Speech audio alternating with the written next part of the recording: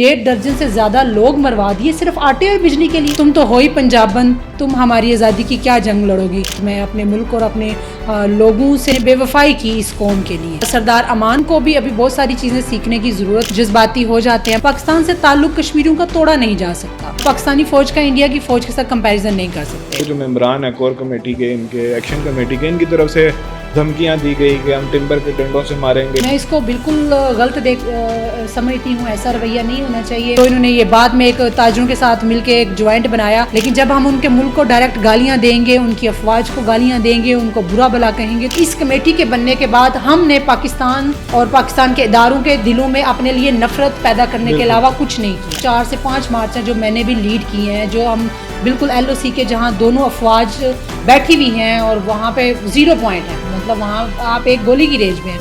ہم اس cease fire line کے اوپر تک جا کے بیٹھے ہیں اور کبھی بھی ہمیں نہ ریاستی اداروں کی طرف سے روکا گیا ہے اور نہ ہی پاکستان فوج کی طرف سے کبھی روکا گیا ہے. یہ بتائیں کہ جو مہاجرین کی 12 سیٹیں ہیں اس میں عام عوام کا کیا لینا دینا ہے. اس میں ریاست میں افراتفری ہو, جس میں لوگوں کا نقصان ہو, اور یہ جو ہے بعد میں اپنی اس پہ لیڈری چمکانے کے لیے لاشیں لے کے آپ واپس آ گئے, FIR لے کے واپس آ گئے. میں نے امان اللہ خان کو کبھی ریاست پاکستان اور ان کی افواج کو گالیاں دیتے نہیں. یاسین ملک جو چیئرمین ہے ہمارے, میں نے ان کو کبھی گالیاں دیتے نہیں دیکھا.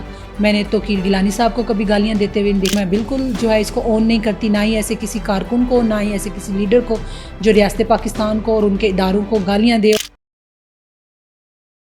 السلام علیکم ناظرین, آپ دیکھ رہے ہیں کشمیر ڈیجیٹل اور میں ہوں آپ کا ہوسٹ محمد مجتبیٰ بٹ. ناظرین, آج ہمارے ساتھ ایک ایسی شخصیت موجود ہیں جنہوں نے اپنی زندگی میں بہت سے اتار چڑھاؤ دیکھے. تعلق پنجاب سے تھا مگر کشمیر کے لیے ہمیشہ آواز اٹھائی. ہمارے ساتھ موجود ہیں طاہرہ توقیر, زوجہ محترمہ توقیر گیلانی, سابقہ صدر زونل JKLF. آج ان سے بات کریں گے اور ان سے جانیں گے کہ انہوں نے اپنے جو زندگی ہے اس میں کیا کچھ سیکھا, کیا کھویا, کیا پایا. السلام علیکم میڈم. شکریہ. کیا حال ہے میڈم آپ کے؟ ٹھیک ہے میم. سب سے پہلے تو آپ سے ہم پوچھنا چاہیں گے مزاحمتی سیاست میں آپ کو کتنا عرصہ ہو چکا ہے اور اس دوران آپ نے کیا کچھ سیکھا, کیا کھویا, کیا پایا؟ بہت شکریہ مجتبیٰ بھائی.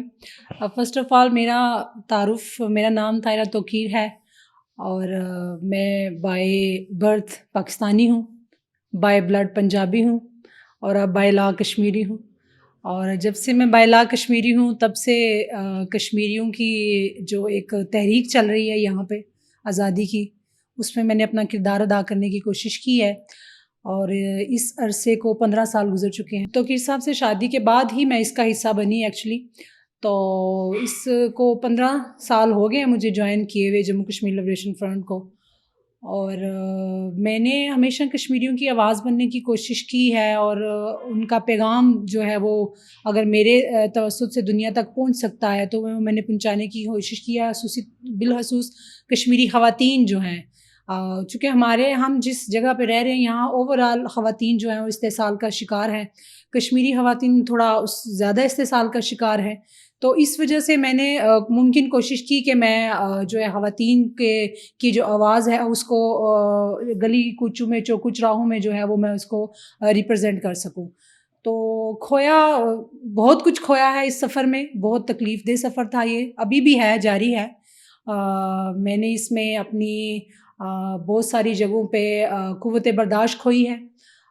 میں نے اپنی کریکٹر اسیسینیشن برداشت کی ہے. میں نے جس ملک میں میں پیدا ہوئی, جس دریا کا میں نے پانی پیا, جس دھرتی سے میرا تعلق تھا, اس کے خلاف میں نے باتیں سنی. یہ بہت بڑی قربانی ہوتی ہے. آپ جس جگہ جنم لیتے ہیں اس کی محبت آپ کے دل میں سے کبھی کوئی نہیں نکال سکتا. اور میں نے اپنی زندگی کے 20-21 سال پاکستان میں گزارے ہیں. پاکستان کی دھرتی نے مجھے پالا ہے, مجھے پوسا ہے, بڑا کیا. میں نے وہاں سے پڑھائی مکمل کی.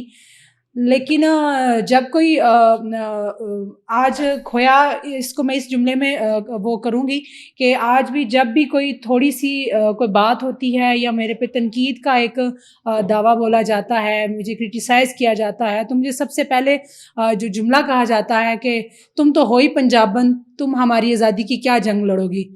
تو میرے لیے مجھے یہ محسوس کروایا جاتا ہے کہ جیسے پنجابی ہونا ایک گالی ہے, جو کہ پنجابی ہونا تو میرے لیے بڑے اعزاز کی بات ہے. اور میں اپنے ملک اور اپنے لوگوں سے جو ہے میں ایک طرح کی میں نے بے وفائی کی اس قوم کے لیے. یہ دکھ مجھے ہمیشہ رہے گا کہ یہ میں نے کھویا ہے. اور پایا بہت پیار پایا ہے, بہت عزت پائی ہے. یہاں کے جو لوگ ہیں, عام لوگ ہیں, جو باشعور لوگ ہیں, جو جموں کشمیر لبریشن فرنٹ کے کارکنان ہیں, جو ہمیشہ سے میری بیک پہ میرے ساتھ کھڑے رہے ہیں, مجھے انہوں نے بہت سہارا دیا, ابھی تک بھی میرے ساتھ جو موجود ہیں, ان سب کی کا پیار, ان سب کی محبت, ان سب کا جو ان کے دلوں میں, ان کی نظروں میں میرے لیے احترام ہے, جو پہچان ہے, وہ میں نے پائی ہے اس سارے سفر میں. بالکل ٹھیک ہو گیا. میم آپ سے میں جاننا چاہوں گا کہ مسئلہ کشمیر جو ہے اس وقت پاکستان اور بھارت دونوں اس پہ جو ہے وہ آپس میں جو ہے لڑ بھی رہے ہیں. ابھی کچھ عرصہ پہلے ہم نے دیکھا کہ یہاں پہ ایک کافی کشمیر کے اوپر جو ہے سب سے پہلے بھارت نے حملہ بھی کیا تھا. تو مسئلہ کشمیر کے حل کے لیے آپ پاکستان اور اس کے اداروں کو کس جگہ پہ دیکھتی ہیں؟ دیکھیں, مسئلہ کشمیر بہت ایک لمبا طویل عرصہ گزر گیا ہے. اس مسئلے کو ریزالو جو ہے ہم دیکھتے ہیں کہ ریزالو نہیں ہو پا رہا. اس میں پاکستان کا کردار اس حوالے سے ہم تھوڑا ایک, جیسے کہ ہمارے سپریم ہیڈ تھے امان اللہ خان صاحب, جو دنیا میں نہیں ہیں اب, انہوں نے ہمیشہ پاکستان کی طرف ایسے ہی دیکھا ہے کہ پاکستان کو ہمیشہ اپنا ہمدرد اور خیرخواہ تصور کیا ہے مسئلہ کشمیر کے حوالے سے. تو جموں کشمیر لبریشن فرنٹ کا بھی یہی نظریہ رہا ہے کہ ہم چونکہ جس ملک کے ساتھ ڈائریکٹ ہم ایفیلیٹ کرتے ہیں وہ پاکستان ہے, جہاں ہمارے راستے ہیں, جہاں سے ہم آتے جاتے ہیں, ہمارے لوگ وہاں پہ کاروبار کرتے ہیں, ہمارے بچوں کی شادیاں ہیں وہاں پہ, وہاں سے لڑکیاں شادی ہو گئی ادھر آئی ہوئی ہیں, یہاں سے پاکستان گئی ہوئی ہیں. پاکستان سے تعلق کشمیریوں کا توڑا نہیں جا سکتا, وہ تو رہے گئی. اور مسئلہ کشمیر کے اندر بھی ہم اس حوالے سے دیکھتے ہیں کہ ناکامی یہ ہے کہ اب تک مسئلہ کشمیر کو حل کروانے میں کامیابی حاصل نہیں ہو سکی پاکستان کو. اور ہم امید کرتے ہیں, کیونکہ ہم اس ملک کے ساتھ جڑے ہوئے ہیں, اس ملک کے ساتھ ہمارا پیار بھی ہے, ظاہر ہے ہمارا آنا جانا ہے, ہماری سرحدیں جڑی ہوئی ہیں. کشمیر کو پاکستان کی شہرک کہا جاتا ہے. بالکل, ایک بہت بڑا اس نظریے کے حامی لوگ بھی اس ریاست کے اندر پائے جاتے ہیں, جو کہ قابل احترام ہے. تو اس حوالے سے مسئلہ کشمیر کے میں پاکستان کے کردار کو اگر ہم حل کروانا چاہتے ہیں کشمیری, تو ہمیں پازیٹیو طریقے سے ہی دیکھنا ہوگا. میم, کیا آپ جو پاکستان ہے اور بھارت کی افواج ہیں ان کو ایک ہی تناظر میں دیکھتی ہیں مسئلہ کشمیر کے حوالے سے, یا ان میں کوئی فرق ہے؟ دیکھیں, میں یہ جو دونوں افواج ہیں ان کو یہاں پہ اسی نظر سے دیکھتی ہوں جو UN کے اندر ایک ریزولوشن ہے انڈیا اور پاکستان کی طرف سے, اور جو پاکستان کا وہاں پہ سٹینڈ ہے, میں اس کے ساتھ ایگری کرتی ہوں. اور جہاں تک دونوں کو ایک تناظر میں دیکھنا, تو یہ تھوڑا سا مشکل ہے. ہم چونکہ یہاں پہ رہ رہے ہیں, ہم آبزرو کرتے ہیں, ہم دیکھتے ہیں جو پاکستان افواج ہیں یہاں پہ, ہمارے گلی کوچوں میں ہر جگہ بیرک موجود ہیں, ان کی گاڑیاں گزرتی ہیں. تو ہم پاکستانی فوج کا انڈیا کی فوج کے ساتھ کمپیریزن نہیں کر سکتے. وہ بہت بروٹل ہے انڈین آرمی, انہوں نے لوگوں کے ساتھ جو ظلم کیا ہے وہاں پہ, بندوق کے دہانے پہ رکھا ہے ہمیشہ لوگوں کو. ریپ کیسز سب سے زیادہ مقبوضہ کشمیر میں انڈین آرمی کی طرف سے ہوئے. ایک بہت بڑا تاریخی واقعہ ہے جس میں ایک ٹائم میں 80 خواتین کا ریپ ہوا, جو کہ تاریخ میں کبھی بھی بلایا نہیں جا سکتا. اور بات پہ فورسز جو ہے وہ لوگوں کے گھروں میں گھس جاتے ہیں, توڑ پھوڑ کرتے ہیں, لوگوں کو اغوا کر کے لے جاتے ہیں, بات کرنے کی مطلب وہاں پہ ہر طرح کا ایک جبر ہے فوج کی طرف سے. اس تناظر میں اگر دیکھا جائے تو آزاد کشمیر کے اندر ویسا نہیں ہے. یہاں ہم نے دیکھا کہ پاکستان آرمی کا رویہ تقریباً نرم رہا ہے لوگوں کے ساتھ. آپ نے دیکھا ہوگا کہ بہت سارے احتجاج جو نیشنلسٹ کرتے ہیں, بعض دفعہ جذباتی ہو گئے فوج کی گاڑیاں بھی روک لیتے ہیں, ان کے آگے کھڑے بھی ہو جاتے ہیں اور نعرے بھی لگاتے ہیں.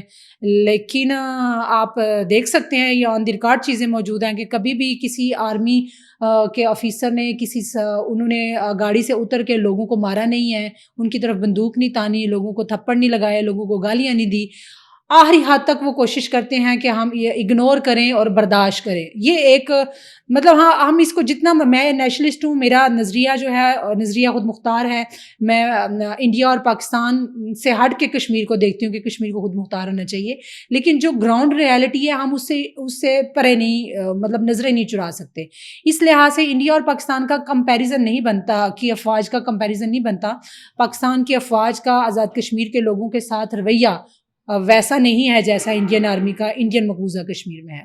میم آپ نے نیشنلسٹ کی بات کی، تو ابھی ہم نے کچھ عرصہ پہلے جو ایکشن کمیٹی کی کال تھی اس میں کافی نیشنلسٹ کی طرف سے جو ہے افواج پاکستان اور پاکستان کو گالیاں دیتے ہوئے بھی دیکھا. اس کے علاوہ آپ سردار امان صاحب کی میں بات کرنا چاہ رہا ہوں کہ انہوں نے افواج پاکستان کو اور پاکستان کو گالی دی. اس کے علاوہ جو اسمبلی ممبران ہیں ان کو آگ لگانے کی اور اسمبلی کے اوپر دعویٰ بول کے اس کو آگ لگانے کی، تو اس کو آپ کس طرح سے دیکھتی ہیں؟ دیکھیں یہ جو نیشنلسٹ ہیں، جماعتیں ہیں، اس کے اندر بہت سارا کیڈر جو موجود ہے، اس کیڈر کو جو لیڈ کرنے والے لوگ ہیں، ہمیں ان کی طرف دیکھنا چاہیے کہ ان کا ان چیزوں کے بارے میں کیا نظریہ ہے. جو نیچے لوگ ہیں، ہم کسی کے اوپر، کیونکہ یہ والنٹیئر ہے، رضاکارانہ لوگ ہوتے ہیں ان جماعتوں کے اندر، ان کو تنہائی تو ملتی نہیں کہ ہم ان پہ پابندی لگائیں کہ آپ نے یہ بات نہیں کرنی ورنہ آپ کی تنہا بند ہو جائے گی. اس لیے وہ جب سٹیج کا استعمال کرتے ہیں، بعض دفعہ تو ایسی باتیں بول جاتے ہیں کہ جو نہیں بولنی چاہیے. اور میں چونکہ امان اللہ خان صاحب کی پیروکار ہوں، میں ان کی بالکل. امان اللہ خان صاحب تو ہمیشہ سے پاکستان کو اپنا خیر خواہ سمجھتے بالکل تھے. انہوں نے کبھی بھی میرے سامنے کی باتیں ہیں. بہت دفعہ ہم ایک ریلی میں موجود تھے، یہ میں واقعہ ہر جگہ کوڈ بھی کرتی ہوں کہ ریلی کے اندر نعرے لگ رہے تھے کہ الحاق کرے گا جو بے غیرت. تو امان صاحب اس وقت جیپ پہ موجود تھے، اس ریلی میں موجود تھی. امان صاحب نے جیپ روک کے اس لڑکے کو بلا کے ڈانٹا اور اس کو منع کیا کہ اگر میری زندگی میں یہ نعرہ دوبارہ سے میں نے سنا تو میں اس پہ بہت سخت ایکشن لوں گا. اور وہ اپنی جماعت کے کارکنوں کو ہمیشہ یہی کہتے رہے. اور اس کی مثال وہ یہ دیتے تھے کہ ایک آدمی جا رہا ہے تو آپ اس کے بچے کو کہیں گے کہ وہ تمہاری ماں کا قسم جا رہا ہے تو وہ اس کو بہت برا لگے گا، وہ اس کو بہت دکھ ہوگا. لیکن اگر تم کہو گے کہ ارے وہ تمہارے والد صاحب جا رہے ہیں تو وہ اس بات سے خوش ہوگا. مطلب وہ ہمیشہ یہ مثال اس وجہ سے دیتے تھے کہ اگر آپ نے کسی کے ساتھ اختلاف کی بات بھی کرنی ہے تو اس میں الفاظ کا چناؤ ایسا ہونا چاہیے کہ اختلاف کے باوجود اگلا بندہ آپ کی بات سنے. میم ہم نے اگر ہمیشہ بالکل امان اللہ صاحب کو دیکھا، وہ پاکستان کو اپنا خیر خواہ سمجھتے تھے. پھر آپ کے جو یاسین ملک صاحب ہیں، انہوں نے پاکستان کا شکریہ ادا کیا. پھر ہم بات کرتے ہیں جو آپ کے ہسبینڈ ہیں توقیر گیلانی صاحب، انہوں نے بھی پاکستان کو جو ہے جو جمہوریت کی بات کرتے تھے آزاد کشمیر کے اندر.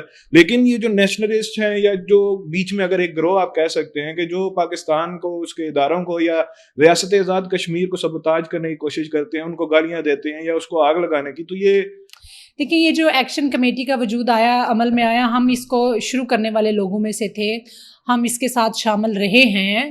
اب اس وجہ سے اس کے ساتھ ان کی یہ جو جن عناصر کا آپ نے ذکر کیا، ان سے ہمیں بھی بہت اختلاف ہے، ہم ان کو روکتے رہے ہیں. ہزارہا دفعہ ڈاکٹر صاحب نے میرے سامنے بہت سارے بچوں کو منع کرتے رہے کہ جو بات میں اسٹیج سے کہہ رہا ہوتا ہوں وہ تم لوگ کرنے کی کوشش نہ کیا کرو. تم لوگوں کی ابھی عمر نہیں ہے، اتنی سمجھ بوجھ نہیں ہے اور اپنے لیے آپ پریشانیاں بناؤ گے.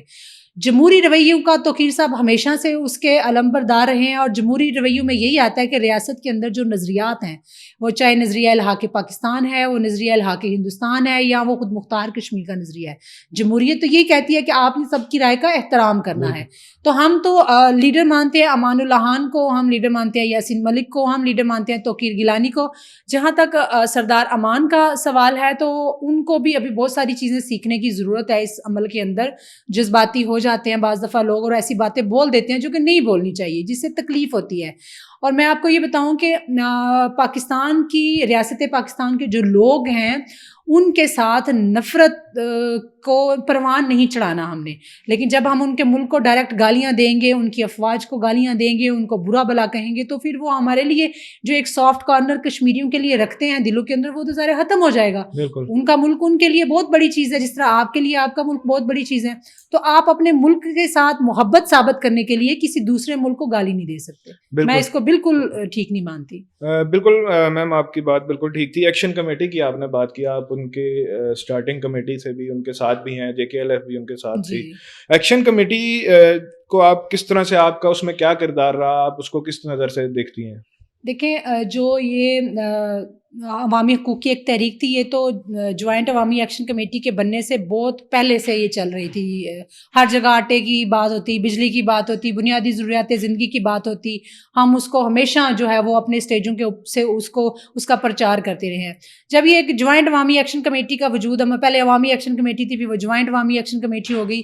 ہم بیسیکلی میں اپنی توقیر صاحب کی, اپنے لوگوں کی بات کرتی ہوں, ہم عوامی ایکشن کمیٹی کا حصہ تھے جو کہ عوام کی کمیٹی تھی. جوائنٹ عوامی ایکشن کمیٹی جو کہ کور ممبران ہیں, اور جو اوپر جو انہوں نے یہ بعد میں ایک تاجروں کے ساتھ مل کے ایک جوائنٹ بنایا, اس سے میں نہیں سمجھتی کہ میرا یا توقیر صاحب کا یا ہمارے جو لوگ ہیں جو کہ فالو کرتے ہیں امان صاحب کو یا توقیر صاحب کو, انہوں نے کوئی اتنا اس کے اندر اپنا انپٹ دیا ہے. ایکشن کمیٹی وجود میں آئی, ہم نے درنوں میں ہم ساتھ تھے, ہم نے آٹے کی بات کی, ہم نے بجلی کی بات کی, ہم ایک مارچ ہم نے لیڈ کیا جو یہاں سے مظفر آباد تک گیا. اس میں پہلا کلیش یہاں پہ ریاں کے مقام پہ ہوا, جو یہاں پہ ہمارے منسٹر صاحب ہیں, وہ ان کی جو ہے وہ کم عقلی کہہ سکتے ہیں کہ اس کی وجہ سے کلیش ہوا, ورنہ یہ پورا مارچ پرامن تھا. کوئی گملہ نہیں ٹوٹا, کوئی پتھر, مطلب کوئی ایسا واقعہ پورے رستے میں نہیں ہوا سوائے ایک یہ ریاں والا واقعہ. یہ بھی انتظامیہ اور وہ جو منسٹر صاحب ہیں ان کی ملی بھگت اور کوئی مس انڈرسٹینڈنگ کی وجہ سے ہوا. اس میں بھی میں آپ کو بتاؤں کہ توقیر صاحب کا کردار اتنا میں کہتی ہوں کہ اس کے اندر پازیٹیو رہا کہ جب یہ ریاں کے مقام پہ پولیس اور لوگ آمنے سامنے تھے تو توقیر صاحب پولیس والوں کو بچا رہے تھے. پولیس نے جب پہلے شیلنگ شروع کی اور لوگ ان کے اوپر چڑھ دوڑے اور پولیس والوں کو مارنا شروع کیا, پولیس والے نے ان کو مارنا شروع کیا, تو میں نے اپنی آنکھوں سے دیکھا, بلکہ ہزاروں لوگ جو اس مجمع اس مارچ میں موجود تھے, انہوں نے دیکھا توقیر صاحب اوپر جا کے لوگوں کو بچا رہے تھے, اور اس میں پولیس والے بھی شامل تھے. اور میں خود میرے ساتھ وہ پولیس والے ابھی زندہ بھی ہیں, وہ بتا سکتے ہیں, میں نے خود اپنی گاڑی میں ایک پولیس والے کو بٹھا کے تو اس کو ایمبولینس تک چھوڑا جو کہ زخمی تھا.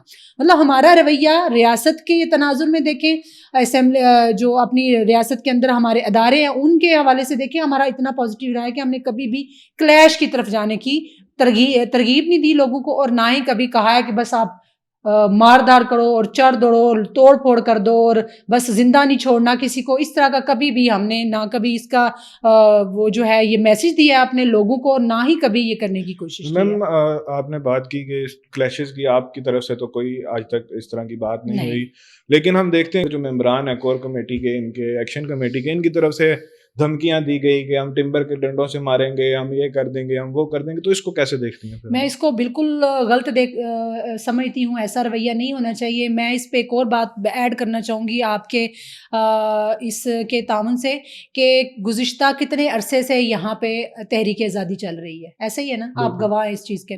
بہت سارے مارچز ہوتے ہیں جو کہ ایل او سی کی طرف ہوتے ہیں, بہت سارے مارچز ہیں, 4 سے 5 مارچ ہیں جو میں نے بھی لیڈ کیے ہیں, جو ہم بالکل ایل او سی کے جہاں دونوں افواج بیٹھی ہوئی ہیں اور وہاں پہ 0 پوائنٹ ہے, مطلب وہاں آپ ایک گولی کی رینج میں ہیں.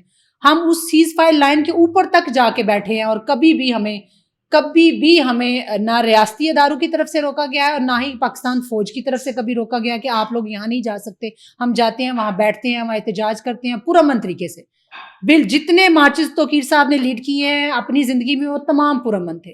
کسی ایک میں بھی کبھی کسی کا کوئی ریاست کا نقصان ہم نے نہیں ہونے دیا. ہمارا تو یہ ماضی ہے.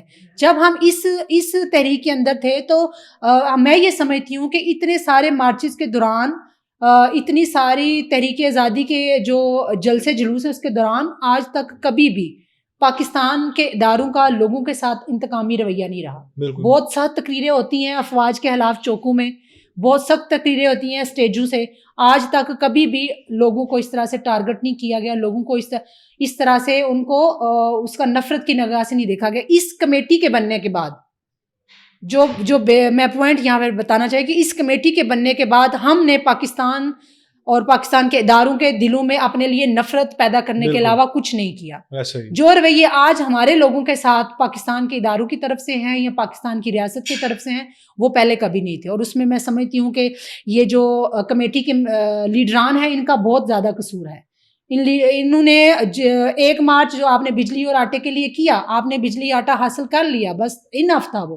اس کے بعد جو انہوں نے ایڈونچر کیے، 1.5 درجن سے زیادہ لوگ مروا دیے صرف آٹے اور بجلی کے لیے. بالکل. مطلب یہ شعور آپ کو ایک باشعور قوم ہے، قوم کو یہ سوچنا چاہیے کہ تحریک آزادی کے اندر آپ نے ملک کو فوجوں سے کہتے ہیں ہم نے آزاد کروانا ہے، اس میں آپ کی جان چلی جاتی ہے، آپ بارڈر پہ لڑتے ہوئے سیز فائر لائن کے اوپر آپ شہید ہو جاتی ہیں، وہ بات سمجھ میں آتی ہے. آٹے اور بجلی کے لیے آپ نے 1.5 درجن لوگ مروا دیے.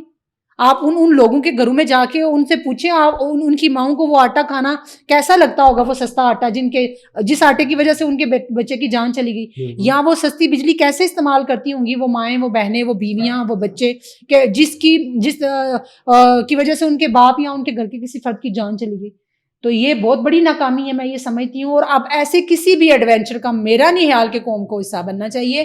انہوں نے پچھلا آپ مارچ دیکھ لیں، اب یہ جو 29 ستمبر کا خاص کر مارچ ہے جو ابھی ہوا ہے، مجھے صرف کوئی ایک جوائنٹ عوامی ایکشن کمیٹی کا جو لیڈر ہے وہ یہ ایک بات سمجھا دیں. باقی پچھلا چلو ہم ان کا مان لیتے ہیں کہ وہ سیکریفائس ان کے کام آئی کہ بجلی آٹا مل گیا. 29 سپتمبر 2024 کی 25 کی سوری جو یہ ابھی کال ہوئی تھی، جس میں 7-8 دن پوری قوم جو ہے ایک تکلیف میں رہی. بالکل. انٹرنیٹ بند رہا، لوگ پریشان رہے، بہت زیادہ یہاں پہ خراب حالات تھے. فورسز پاکستان سے منگوائی گئی، وہ سارا دن گلیوں چوکوں چراہوں میں ڈیوٹیاں دیتے رہے. عجیب ایک صورتحال تھی. اس سارے ایڈونچر کا کیا انہوں نے مطلب ان کو کیا ملا؟ بالکل کیا ملا؟ مطلب ابھی جو انہوں نے لوگ شہید کروائے ہیں، ایک یہ ڈڈیال میں کروایا، وہ آگے کروایا، کتنی املاک کا نقصان ہوا، لاکھوں اربوں روپے کا.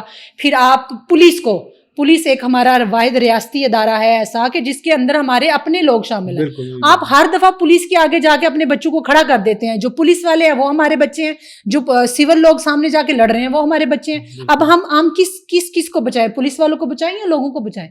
تو آپ لوگوں کو ہمیشہ عوام کو، معصوم عوام کو بند گلی میں کیوں ڈال دیتے ہیں؟ میرا ان سے یہ سوال ہے.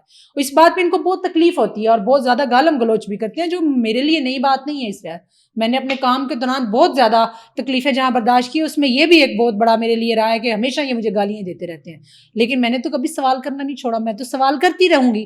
مجھے یہ بتائیں کہ میں اگر غلط ہوں تو مجھے غلط ثابت کریں کہ 29 ستمبر کی جو کال تھی اس میں جو آپ نے کیا حاصل کیا، سوائے جو ہے مزید لاشوں کے، سوائے انفراسٹرکچر کی مزید تباہی کے، سوائے پاکستان اور افواج پاکستان اور ادارے اور رینجر اور جو یہ لوگ ہیں ان کے ساتھ نفرتوں کے اضافے کے. اور انڈیا کو انہوں نے ایک بہت بڑا موقع دیا. آپ جانتے ہیں کہ انڈیا کا میڈیا جو ہے وہ کس قدر غلیظ اور جھوٹا پروپیگنڈا کرتا ہے. یہ جو ریسنٹلی ہم نے جنگ دیکھی یہاں پہ، اس جنگ کے دوران جو وہاں پہ ان کے میڈیا نے ایک بہت بڑی یلغار کی جھوٹ کی، ادھر سے اندازہ لگائیں کہ جب ہم یہاں سے ان کو یہ مواد دیتے ہیں تو وہ اس کو کس طرح دنیا میں پکچرائز کر کے، تو کیا چہرہ ہمارا لوگوں کو دکھانا چاہتے ہیں کہ یہاں پہ کیا چل رہا ہے، اور پھر پیچھے سے وہ دعویٰ بھی کرتے ہیں کہ ہم فنڈ کر رہے ہیں ان کو. بالکل. تو آپ کی تحریک آزادی تو گئی نا. پھر آپ نے لوگوں کو بنیادی سے ان کے پیچھے لگا کے جس چیز پہ وہ پرامن طریقے سے بائی ڈائلاگ کے ذریعے جس کو حل کرنے کی کوشش میں لگے ہوئے تھے، آپ نے وہ ضائع کر دی لوگ کشمیریوں کی اس ایکشن کمیٹی اور جوائنٹ یہ آٹے اور بجلی اور دیگر چیزوں کے جو ہے آڑ میں. یہ تو نقصان کیا نا کشمیری قوم کا. میم آپ نے ابھی بات کی کہ ایکشن کمیٹی کے مطالبات تھے، انہوں نے جو ابھی 29 ستمبر کی اسٹرائک کی، اس کے بعد ان کے مذاکرات ہوئے، اس میں انہوں نے اپنے مطالبات رکھے. ابھی اس میں سے 95% آپ کہہ سکتے ہیں کہ ان کے مطالبات منظور ہو چکے ہیں، صرف سوائے 1-2 کے، وہ بھی آئینی معاملات ہیں جن میں ایک 12 سیٹیں مہاجرین کی جو کہ ختم کرنا ایک طرح سے ناانصافی بھی ہے. آپ سے اس پہ بھی میں جواب لوں گا، لیکن مجھے سب سے پہلے یہ بتائیے کہ اگر آپ کے 37 میں سے 35 مطالبات اگر آپ کا منظور ہے اور اس کے بعد آپ مذاکرات سے بائیکاٹ کر کے اور یہ آپ دوبارہ سے احتجاج کی کال دیں، اس کو کیسے دیکھتے ہیں؟ کیا یہ درست ہے؟ بالکل درست نہیں ہے. یہ میں بتانا چاہتی ہوں کہ یہ لوگوں کو دوبارہ سے اس عمل میں ڈالنا چاہ رہے ہیں جس میں ریاست میں افراتفری ہو، جس میں لوگوں کا نقصان ہو، اور یہ جو ہے بعد میں اپنی اس پہ لیڈری چمکانے کے لیے ان کو ایک مطلب وہ ہم ایک بات کہتے ہیں کہ منہ کو خون لگ جاتا ہے، جیسے شاید ان کے منہ کو وہ لگ گیا ہے، یا یہ چاہتے ہیں کہ ریاست کے اندر دوبارہ سے ایک انتشاری صورتحال پیدا ہو، یہاں اسٹیبلٹی نہ رہے. مطلب جو جن مطالبات کی یہ بات کر رہے ہیں، 29 ستمبر کی جو ان کی کال تھی، یہ مطالبات ان کے 29 ستمبر سے پہلے مانے جا چکے تھے. اس کے باوجود یہ 29 ستمبر کو باہر نکلے اور اس کے باوجود انہوں نے اتنا نقصان کروایا. وہی مطالبات جو انہوں نے بعد میں جا کے مانے, جن پہ سائن کیا, وہی مطالبات 29 سے پہلے ان کے مانے جا چکے تھے, آن دی ریکارڈ چیزیں موجود ہیں. تو لوگوں کو اب یہ سمجھنے کی ضرورت ہے کہ یہ آپ کے ساتھ کیا گیم کر رہے ہیں. جو چند لوگ ہیں جو مطلب ایک کور کمیٹی بنی ہوئی ہے, اس کے اندر جو لوگ ہیں, آپ لوگوں کو ایموشن کے ساتھ, لوگوں کو ایک جذباتی وابستگی کے ساتھ آپ اس کو استعمال تو نہ کریں نا معصوم لوگوں کو. تو لوگوں کو میرے حال میں اب آنکھ کان کھلے رکھنے کی ضرورت ہے. اور میں اس میں یہ بھی ایڈ کروں گی کہ میرا بہت سارے لوگوں کے ساتھ جانا ملنا بیٹھنا ہوتا ہے, میرا کام ہی ایسا ہے. لوگ افینڈ ہیں ان سے, مطلب اب اگر ان نے کو کال دی نا تو لوگ ان کو اچھے سے واپسی جواب دیں گے. مطلب یہاں بالکل یہ ایک طے شدہ بات ہے کہ ان کو اس کا جواب لوگ دیں گے کہ ہم مزید اب اس ریاست کے اندر انتشار جو ہے وہ برداشت نہیں کر سکتے. آپ لوگوں کو اسکول بند, ہاسپٹل بند, ہر چیز بند, اور لوگوں کے ہاتھوں میں کوئی نظریہ ہی نہیں ہے, لوگوں کے پاس کوئی میں کہتی ہوں کہ کوئی مطلب وہ کس مقصد کے لیے جا رہے ہیں یہ کوئی پوائنٹ ہی نہیں ہے. بس تمبر کے ڈنڈے اٹھائے ہوئے ہیں اور ہم جا رہے ہیں. کہاں جا رہے ہیں؟ اسمبلی پہ قبضہ کرنے جا رہے ہیں. اسمبلی پہ قبضہ کر کے کیا کریں گے آپ؟ بالکل, مطلب اسمبلی پہ جب آپ قبضہ کر لیں گے, وہاں جا کے بیٹھ جائیں گے, وہاں جا کے آپ کیا کریں گے؟ صرف آپ نے ڈیسکوں پہ بیٹھ کے تصویریں بنانے کے لیے اسمبلی پہ قبضہ کرنا ہے؟ یہاں وہاں تھوڑ پھوڑ کرنی ہے. وہاں جو ہمارے عوام کے ٹیکس کے پیسوں سے جو چیزیں بن رہی ہیں, انفراسٹرکچر ہے پورے AJK کے اندر, وہ آپ نے بسیں ہیں, پولیس کی گاڑیاں ہیں, اور پولیس والوں کی جانیں ہیں, عام لوگوں کی جانیں ہیں, آپ ان کے دشمن بن جائیں گے اب اگر آپ کو جو ہے وہ ہر تھوڑے عرصے کے بعد آپ نے یہ لگار کرنی ہے. میم اس پہ ابھی ہم بیٹھے ہوئے تھے, ہم اس پہ بات بھی کر رہے تھے, کچھ روز پہلے بھی ہماری بات ہوئی. تو کیا ایکشن کمیٹی کو یہ ڈر ہے کہ اگر ان کے یہ مطالبات منظور ہو گئے اور وہ اب جو بائیکاٹ کیا انہوں نے وہ اس وجہ سے کیا ہے کہ ان کی ویلیو ختم ہو جائے گی اس کے بعد, تو وہ ابھی دوبارہ سے جو ہے بالکل ایسا ہی ہے. یہ ان کے ذاتی خوشی کا معاملہ ہے, اس میں لوگوں کا کوئی معاملہ نہیں ہے. مجھے یہ بتائیں کہ جو مہاجرین کی 12 سیٹیں ہیں اس میں عام عوام کا کیا لینا دینا ہے؟ مہاجرین کی جو 12 سیٹیں ہیں جس پہ یہ ابھی 29 ستمبر کو نکلے تھے, وہ سیٹیں تو واپس ہو گئیں, دوبارہ اسمبلی میں وہ کمیٹیاں بنی ہوئی ہیں. ان کو کیا حاصل ہوا؟ اس پوری جو انہوں نے جنگ کی ریاست کے ساتھ, اداروں کے ساتھ, کیا حاصل ہوا؟ مزید FIR لوگوں کے اوپر کٹی, لوگوں کو ایئرپورٹ پہ اس بنا پر روکا گیا, لوگوں کے ویزے ضائع ہوئے, مالی نقصان ہوا, جانی نقصان ہوا. کیا فائدہ حاصل ہوا اس میں؟ اور آپ دوبارہ سے اگر یہ دوبارہ سے یہی ایڈوینچر کرنا چاہ رہے ہیں تو یہ سراسر ان کا ذاتی وہ ہے, اس میں لوگوں کی بھلائی کسی جگہ موجود نہیں ہے. لوگوں کو میں کہتی ہوں کہ باشعور لوگوں کو اس کا اب ساتھ نہیں دینا چاہیے. لوگوں کو ان سے بلکہ پوچھنا چاہیے کہ جو پہلے ہم آپات دفاع میں لے کے جاتے رہے ہیں, پہلے ہمیں اس کا ثمر دکھائیں, آپ نے کیا حاصل کیا, اس کے بعد ہم آپ کے ساتھ جائیں گے. میم یہ جو 12 سیٹیں ختم کرنے کی ایکشن کمیٹی بات کرتی ہے, اس کو آپ کس طرح سے دیکھتی ہیں؟ کیا یہ ختم ہونی چاہیے؟ نہیں, 12 سیٹیں آزاد کشمیر کے اندر جو 12 سیٹوں کا کردار ہے نا, وہ اس طرح سے ہے کہ 12 سیٹیں اسمبلی کے اندر بلیک میلنگ کے لیے استعمال کی جاتی ہیں. جو ممبران ہیں 12 وہ ان سیٹوں کے قابل نہیں ہیں. میری جو رائے ہے ان کو بدلنا چاہیے. آپ نئے ممبران آپ مہاجروں کی سیٹیں رکھیں, لیکن ایکچوئل ان کا کوئی کردار تو ہونا چاہیے ریاست کے اندر. اب وہ پتہ نہیں کب سے مہاجر ہیں اور کتنی ان کی نسلیں جو ہیں وہ پاکستان کے مختلف شہروں کے اندر رہائش پذیر ہیں, تو آپ اس بنا پہ ان کو وہ سیٹیں دے کے, اور ان کو اتنے زیادہ فنڈ مل رہے ہیں, اور وہ اس کا کیا استعمال ہے؟ لیکن ان سیٹوں سے آپ کا مسئلہ کشمیر بھی تو جڑا ہوا ہے. آپ تو یہ ایک قانونی, وہی میں نے کہا ایک قانونی ایشو ہے یہ, اور یہ اس کو قانونی اس کو تو جمہوری طریقے سے پھر حل ہونا چاہیے کہ آپ اسمبلی میں آئیں, آپ الیکشن لڑیں. بالکل ہونی چاہیے, اور یہ نہیں ہونا چاہیے کہ بس 12 سیٹیں ختم کریں ہم جا رہے ہیں. میں نے اس دن ابھی پچھلے دنوں ہمارا کنونشن تھا, وہاں پہ میں نے بات کی کہ یہ جو ہر دوسرے دن اٹھتے ہیں اور لوگوں کو لے کے بند گلی میں داخل ہو جاتے ہیں کہ آر ہوں گے یا پار ہوں گے, یہ کر دیں گے, وہ کر دیں گے, مار دار کر دیں گے, اسمبلی پہ قبضہ کر دیں گے, تمبر کے ڈنڈے سے فلاں کو مار دیں گے, فلاں کا سر پھوڑ دیں گے, اتنی غلیظ زبانیں استعمال کرتے ہیں جو کہ ان کو اتنی سینس نہیں ہے کہ عورتیں اور بچے ہیں آپ کے گھروں میں, یہ آپ کی تقریریں سنتے ہیں تو ان میں جن الفاظ کا آپ استعمال کر رہے ہیں, آپ کیا پیغام دے رہے ہیں اور کیا شعور دے رہے ہیں لوگوں کو, اپنی نسل کو, کہ آپ جو ہے وہ یہ سیکھے کہ تمبر کے ڈنڈے اٹھا کے ہم نے جو ہے سر پھاڑنے ہیں ایک دوسرے کے, اور گالم گلوچ نے, اس سے طرح حقوق مل جائیں گے. میم کیا آپ کو لگتا ہے کہ جو اس وقت ایکشن کمیٹی اب مطالبات کر رہی ہے, مذاکرات سے بھی بائیکاٹ کیا انہوں نے, مطالبات کہ ہماری اگر 12 سیٹوں والی ڈیمانڈ نہیں پوری ہوتی تو ہم دوبارہ سے سڑکوں پر آئیں گے, تو اس میں آپ کو کہیں سے لگتا ہے کہ جو بیرونی فنڈنگ ہے وہ بھی ہو رہی ہے ایکشن کمیٹی کے لیے، یا کچھ ممبران ایسے ہیں جو میں اس پہ کچھ نہیں کہہ سکتی کہ فنڈنگ ہو رہی ہے ان کو یا نہیں ہو رہی، کیونکہ میرے پاس اس بات کا کوئی ثبوت نہیں ہے. لیکن میں یہ بات ضرور کہوں گی کہ جو یہ کر رہے ہیں نا، یہ کسی طور پہ بھی ریاست کے لوگوں کے فائدے میں نہیں ہے. مطلب آپ لوگوں کو ایک دفعہ پھر کہہ رہے ہیں کہ سڑکوں پہ نکلیں اور 12 سیٹیں ختم کریں گے. 29 کو بھی آپ نکلے تھے 12 سیٹیں ختم کرنے، تو یا تو پھر ختم کروا کے واپس آتے نا، لاشیں لے کے آپ واپس آ گئے، FIR لے کے واپس آ گئے، اور مار داڑ پولیس گردی اور جو ہے وہ لوگوں کو انتقامی اس میں ڈال کے لوگوں کے بچوں کی جانوں کو مصیبت میں ڈال کے واپس آ گئے. لیکن دوبارہ سے آپ جو ہے وہ جو ہم بات کرتے ہیں کہ انہوں نے بجلی سستی کرائی یا آٹا سستا کروایا، اگر ہم دیکھیں یہ ایک طرف ایکشن کمیٹی بات کرتی ہے کہ مراعات ختم ہونی چاہیے، جو اوپر اسیران بیٹھے ہیں ان کی مراعات، تو لیکن یہ جو سستی بجلی مل رہی ہے یہ بھی تو ان کو بھی تو مل رہی ہے جو اوپر بیٹھے ہوئے ہیں، ان کی مراعات میں تو آپ کہہ لیں اضافہ ہو گیا. اب ظاہر سی بات ہے غریب بندہ تو مہینے کے 150-200 یونٹ چلائے گا، لیکن مراعات کے خاتمے والا معاملہ ہے نا. مجھے یہ بتائیں، یہ بھی ایک بڑا دلچسپ سوال ہے، بندہ ان سے یہ پوچھے. آپ یہ بھی شامل کر کے نکلے تھے کہ بیوروکریسی کی مراعات ختم کروائیں گے. ہم کروائی آپ نے بیوروکریسی کی مراعات؟ وہ تو ویسی کی ویسی ہے. اسمبلی ممبران کی مراعات ویسی ہیں. گاڑیاں جو لوگ اسمبلی ممبران نہیں بھی ہیں، ریٹائر ہو چکے ہیں، وہ بھی واپس کرنے کو تیار نہیں ہیں. جو مر چکے ہیں ان کے نام پہ ابھی تک جو ہے وہ فنڈز جو ہے وہ اسمبلی سے ایشو ہو رہے ہیں. باقی جو ججز ہیں، بیوروکریٹس ہیں، تمام جو لوگ ہیں اس ریاست کے اندر، جو بیوروکریسی ہے، جو مراعات کا جو حکومت کے فنڈ استعمال کر رہی ہے، کہیں کوئی کمی نہیں آئی، کہیں کوئی بندش نہیں لگی. اس پہ اگر یہ ہڑتال کرتے، اس پہ یہ نکلتے، تو یہ بھی چلو کوئی سوچ سمجھ والی بات ہے کہ اس کا پیسہ کٹوا کے عوام پہ خرچ کروانا چاہ رہے ہیں، یہ اس وجہ سے نکلے ہوئے ہیں. تو وہ تو وہی کی وہی موجود ہیں. یہ کہ انہوں نے ایک آپشن رکھا ہوا تھا، ایک مطالبہ، اس میں تو کوئی نہیں، انہوں نے اس پہ بات ہی نہیں کرتے. میم بس اینڈنگ کی طرف چلیں گے ذرا، تو آپ سے آخری 2 سوال ہیں میرے. ایک، کچھ لوگ جو یہاں پہ بیٹھ کے پاکستان اور آزاد کشمیر کی ریاست کے خلاف باتیں کرتے ہیں یا ان کو برا بھلا کہتے ہیں، ان کو آپ کیسے دیکھتی ہیں؟ ان کو میں کیسے دیکھتی ہوں؟ ان کو بالکل میں اچھی نظر سے نہیں دیکھتی.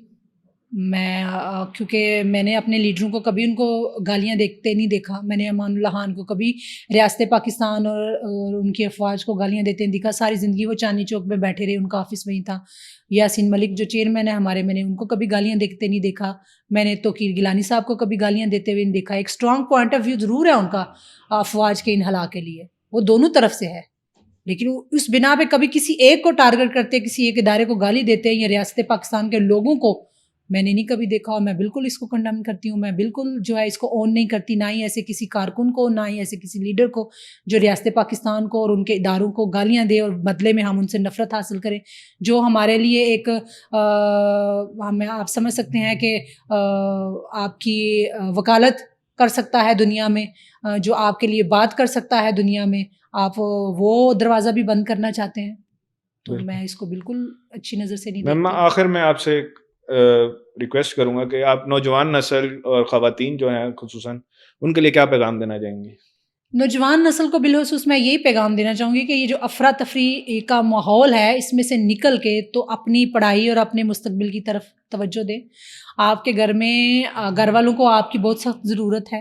آپ کسی نیشنلسٹ جماعت کا حصہ ہیں یا کسی دوسری مطلب جماعتیں ہیں جو یہاں پہ ان کا حصہ ہے، ان کا حصہ رہتے ہوئے بھی ایک تو سب سے پہلے تو آپ اپنی تعلیم اور اپنے گھر والوں کے لیے جو ہے وہ ایک ایسا ذریعہ بنیں کہ ان کو کسی کے آگے ہاتھ نہ پھیلانا پڑے. بالکل. اور بالکل بھی انتشاری سیاست کا، انتشاری ٹولے کا، یا جو انتشاری لیڈران ہیں جو آپ کو استعمال کرتے ہیں اور آپ کے ہاتھوں میں ہیں اور آپ کی زبان سے ایسی باتیں کہلواتے ہیں کہ جو آپ کے لیے بعد میں جا کے باعث تکلیف بنتی ہیں، وہ آپ اس سے گریز کریں. اس کی مثال میں اس طرح سے دوں گی کہ ہمارا گھر ہے اور گھر کے باہر ایک بہت بڑا ڈڈار کا لگا ہوا ہے، کیا اس کو کہتے ہیں، اس نے گھر بنایا ہوا ہے. ڈڈار جانتے ہیں نا آپ؟ جی. تو آپ اب روز آپ گھر سے نکلتے ہیں تو آپ کا ان سے سامنا ہوتا ہے. اگر آپ ان کو درگزر کر کے گزر جائیں گے تو وہ آپ کو ہو سکتا ہے کچھ بھی نہ کہیں، نہیں، یہی بات ہے نا. لیکن آپ اگر اندر باہر آتے جاتے ان کو پتھر ماریں گے تو وہ تو پھر آپ کو کاٹیں گے. بالکل، آپ نے تو جان بوجھ کے چھیڑا نا ان کو. آپ کچھ عرصہ ان کو اگنور کریں، ان کو رہنے دیں، تھوڑے عرصے بعد وہ جگہ موو کر کے دوسری جگہ چلے جائیں گے. آپ بھی سکون سے اور وہ بھی سکون سے. یہی بات نوجوانوں اور لوگوں پہ بھی ہے کہ آپ کیوں اپنے لیے مشکلات جو ہے وہ پیدا کر رہے ہیں. آپ اپنے نظریے پہ ڈٹے رہیں. کوئی آپ سے نہیں کہتا کہ آپ اپنا نظریہ چھوڑیں, جو بھی نظریہ ہے آپ کا اس پہ ڈٹے رہیں, لیکن کسی کے ہاتھوں استعمال ہو کے اپنی اور اپنے گھر والوں کی جو زندگیاں ہیں وہ تباہ مت کریں. اور خواتین کو یہ ہے کہ بااعتماد بنے, اپنے رائٹس کو پہچانیں, اپنے حقوق جو آپ کو آپ کے مذہب نے دیے ہیں, جو حقوق آپ کو پیدائشی طور پہ حاصل ہیں, ان پہ کاربند رہیں اور پڑھیں, اور اپنے آپ کو معاشی طور پہ مضبوط بنائیں, تاکہ کل کو آپ کو کوئی اس بنا پہ بلیک میل نہ کر سکے کہ آپ کے پاس 2 وقت کی کھانے کی روٹی نہیں ہے اور پہننے کو کپڑے نہیں ہیں, تو کوئی آپ کو اس بات پہ طلاق دے سکتا ہے, کوئی ماں باپ آپ کو گھر سے نکال سکتا ہے, آپ کے بچے آپ سے سمجھے کہ یہ ہم پہ بوجھ ہے.